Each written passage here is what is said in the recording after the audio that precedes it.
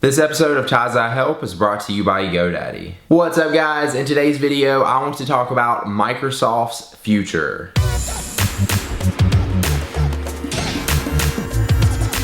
So Microsoft just appointed their new CEO, Satya Nadella, which every time I hear his last name, I want to say Nutella instead of Nadella. That was, of course, after Steve Ballmer announced back in August that he was going to be stepping down from Microsoft's CEO role. Now, Satya is actually only Microsoft's third CEO, the first being Bill Gates, the second being Steve Ballmer, which actually Bill Gates has also stepped down from Microsoft's chairman role to an advisory role, but he's actually going to have more influence in the company now than he did before. He's going to be helping the new CEO make the transition to be the new CEO, and then he's also going to help Microsoft push in the right direction to go forward. Satya has actually worked at Microsoft for over 22 years, so he knows how the company works, and he ran his own division, which was like a $20 billion division of Microsoft, so he knows what he's doing, and I think he's going to be a good role as a CEO. But my opinion is they should have brought somebody in from the outside, somebody that's going to come in, bring a lot of change, bring a lot of new to the company, and just give it a completely new direction than what they have now. Maybe Satya can do that, but I'm just not so sure of it. Even though Microsoft has been falling behind lately, Satya believes that Microsoft has the ability to stay up with the changing curve of technology, or else they wouldn't have been around for the last 30 years. But I'm not too sure if he's right about that. I feel like Microsoft is kind of lost right now. It's like they're trying to keep up and stay relevant just by doing what everyone else is doing. They fell behind getting into the smartphone and tablet markets with their Windows Phone and Surface,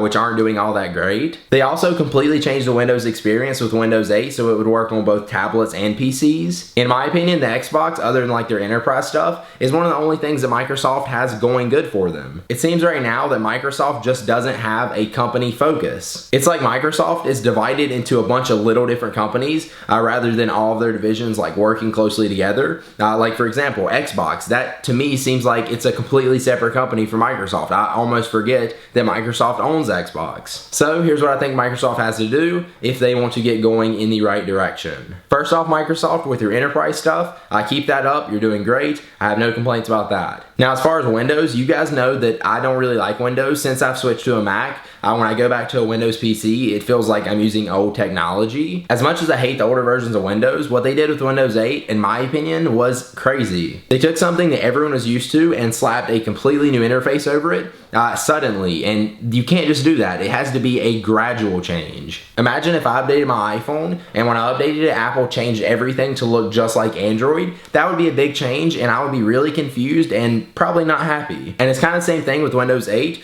You still can, of course, go back to the old layout, but it just looks so much different than what we're used to. I think they have the right idea with merging their tablets and their PCs together, kind of like Apple's doing, but I just feel like it was too much, too quick, and it was kind of rushed. I really think they should just start from scratch and go back to the drawing board. Microsoft knows software, but I feel like they lack in design. They need to start over and redesign Windows, give it all the functionality that we know and love, but make the interface beautiful. And really, that's not something we expect from Microsoft, but I think if they can do that and they can do it right, not only will it help their Windows computer sales, but it'll also help sell more smartphones and tablets. The bad thing is, I feel like they're so far behind in mobile at least that it may be too late. Satya's talked a lot about Microsoft having the ability to innovate, but I think first they have to catch up. If we're headed into a mobile world and PCs are going to be a thing of the past, then Microsoft better get focused on selling a lot of smartphones and a lot of tablets, or else it's going to be bye-bye Microsoft. I think even rebranding and changing the name could also help, because when you hear Windows, you don't think something cool and new,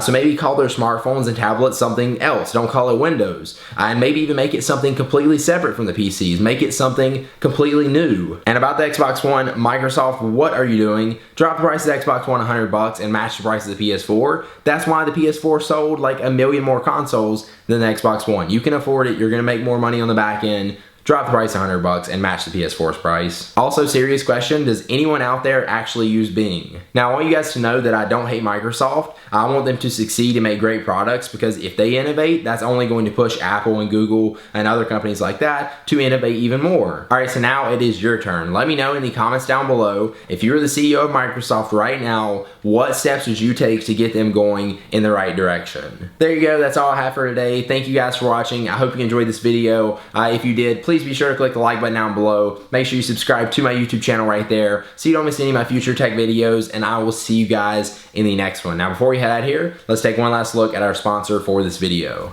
Peace. It's go time, and GoDaddy is ready to help you kick butt online. You can start a website right now and get a .com domain for only $2.95. Just visit GoDaddy.com, use the offer code HELP295, and you will get a .com domain for only $2.95. Some limitations do apply, so make sure you see the website for all the details. Again, if you want to get a .com domain for only $2.95, just go to GoDaddy.com and use the promo code HELP295.